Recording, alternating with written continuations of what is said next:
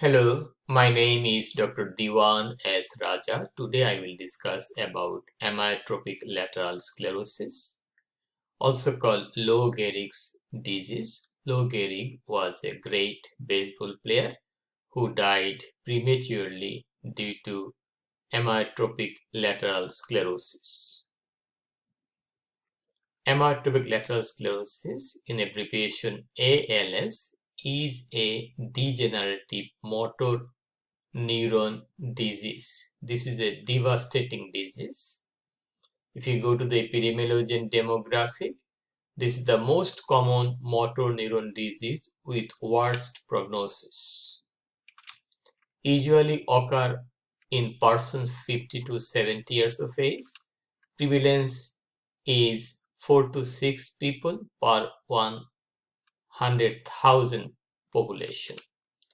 Symptom onset when between the age of 40 to 70, maybe earlier in case of familial type of amyotrophic lateral sclerosis. Men affected more than women, 2:1. 50% of ALS patients die within 3 years, usually from respiratory failure.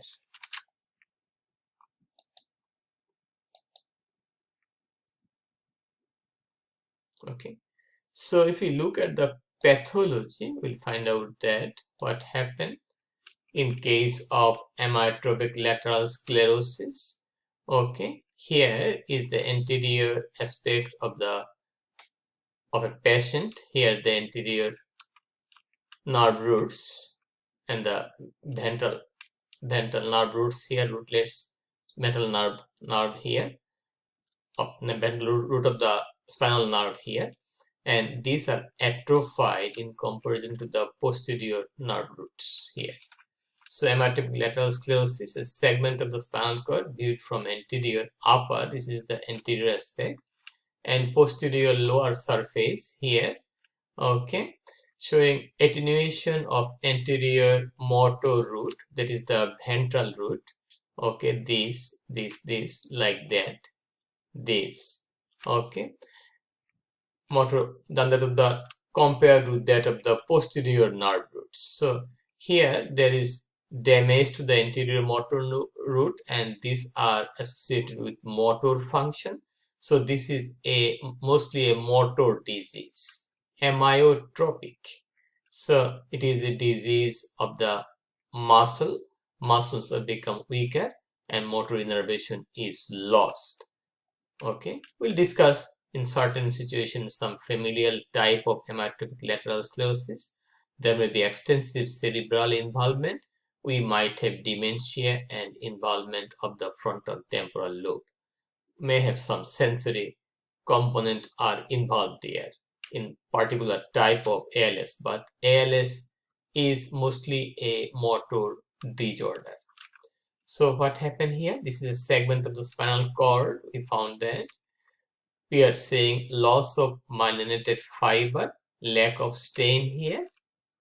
Okay, in corticospinal tract, this is the lateral corticospinal tract area, as well as degeneration of the anterior root here.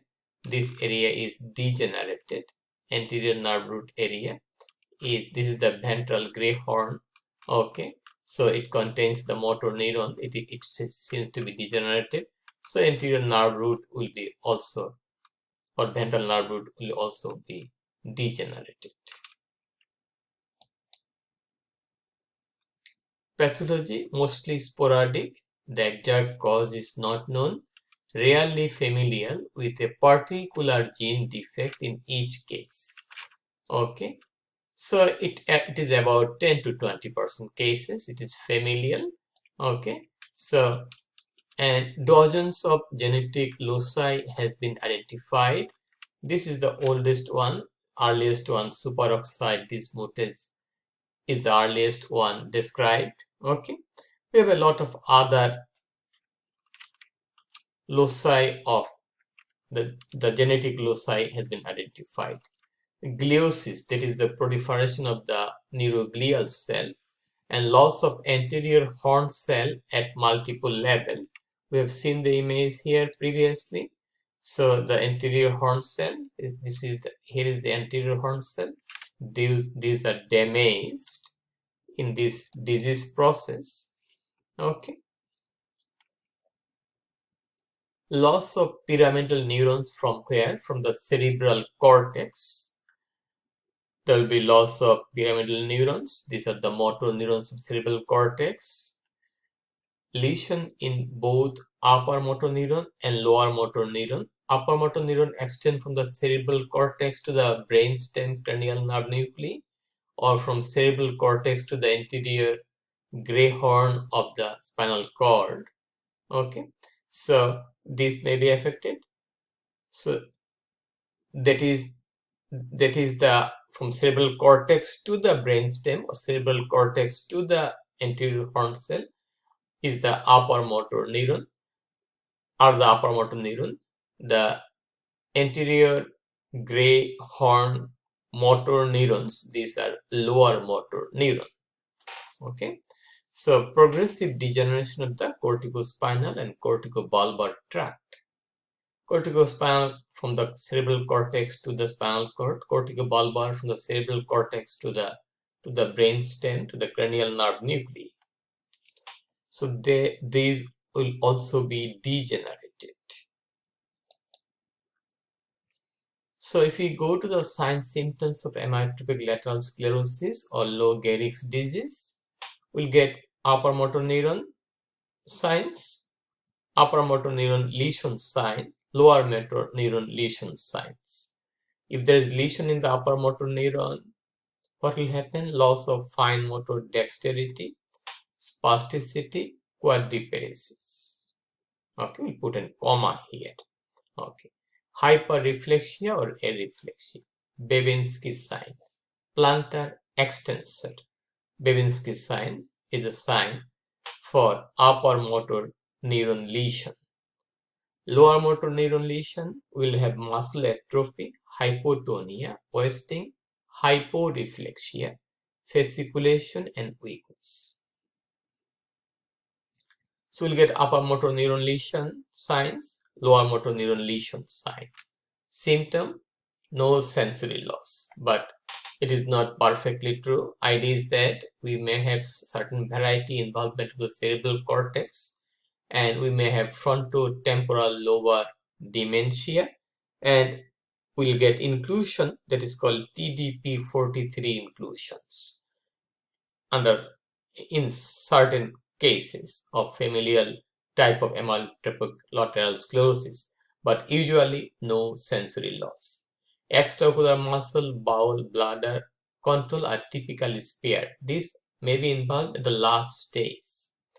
Progressive difficulty in swallowing, chewing, and breathing. A lot of saliva will come out also. That may also clog the respiratory passage. Person cannot control the saliva. This is called sialorrhea. Regional weakness or atrophy of the limb, shoulder occurs, and that spread. Initially, this type of muscle weakness is asymmetrical. Then it go to the other side. It becomes symmetrical and then becomes bilateral.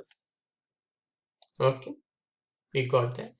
So how can we diagnose amyotrophic lateral sclerosis? Diagnosis through physical examination. We'll get the physical features: upper motor neuron lesion, lower motor neuron lesion, and no sensory loss apparently. We'll have some workup and lab test, electromyography and nerve conduction studies, respiratory function test like vital capacity, forced expiratory volume in 1 second, tidal volume, exclusion of other causes, that is heavy metal poisoning. We can collect urine for 24 hours, send the lab, and the lab report may find out the exact heavy metal, what is causing amyotrophic lateral sclerosis type of features. Serum protein electrophoresis, vitamin B12, and thyroid function test are part of the diagnostic workup and lab. This will exclude other problems. Okay, so we have to find out what is the cause of amyotrophic lateral sclerosis. Exact cause is not known, but this type of problem, the heavy metal, vitamin B12 deficiency, thyroid dysfunction, may show the features, some of the features of amyotrophic lateral sclerosis. Treatment, no curative treatment.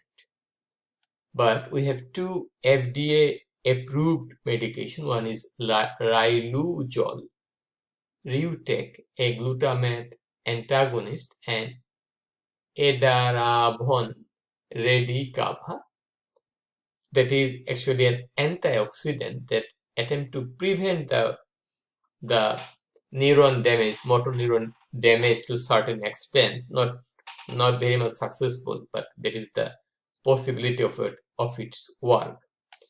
These are FDA medications, FDA approved medication for acute general treatment of the amyotrophic lateral sclerosis. But most important is supportive therapy, both physical and psychological support plus social support. Nutrition, physical and occupational therapy is very important. Amytryptyline will actually decrease the saliva of that person. Baclofen for management of spasticity. Baclofen is a good medication on muscular spasticity.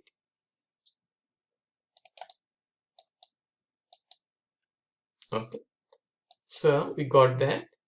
We got the diagnosis. We have two medication.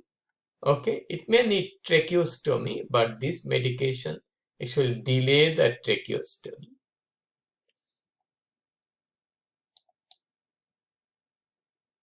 Okay, now we'll go to the highlights of our amyotrophic lateral sclerosis. What is that? It is a motor disorder involving upper motor neuron and lower motor neuron lesions. Usually there is no sensory loss. And this is a devastating disease. People die within 2 to 3 years. And it may happen between the age of 40 to 70, but earlier age may also be that may be included in some patients. So some patients may have this problem in early age. Epidemiology have found that it is the most common motor disorder, muscle disorder. Pathology, exact pathology is not known, but we found that there is some loss of neuron from the anterior gray horn and the nerve root, anterior ventral nerve roots. Plus there will be degeneration of the pyramidal cell of the cerebral cortex. Okay, but the exact pathology is not known.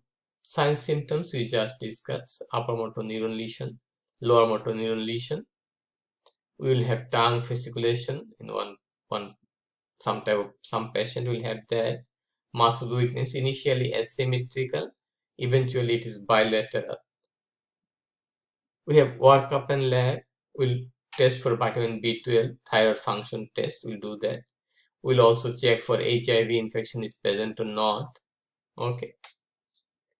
Treatment. We got the treatment. We already got treatment. Two medication are supported by FDA. One is Riluzole and there is edaravone. Okay.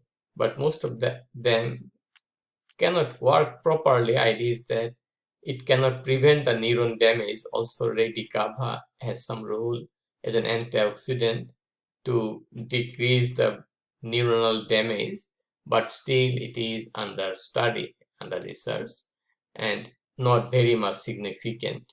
Okay, supportive therapy, supportive from both a physical, mental, even the psychological, social support is also important for this patient. Nutrition, physical and occupational therapy is required. Amitriptyline is first generation antidepressant drug. Here its role is mostly to decrease the saliva. Baclofen may be required. It prevents spasm of the muscle.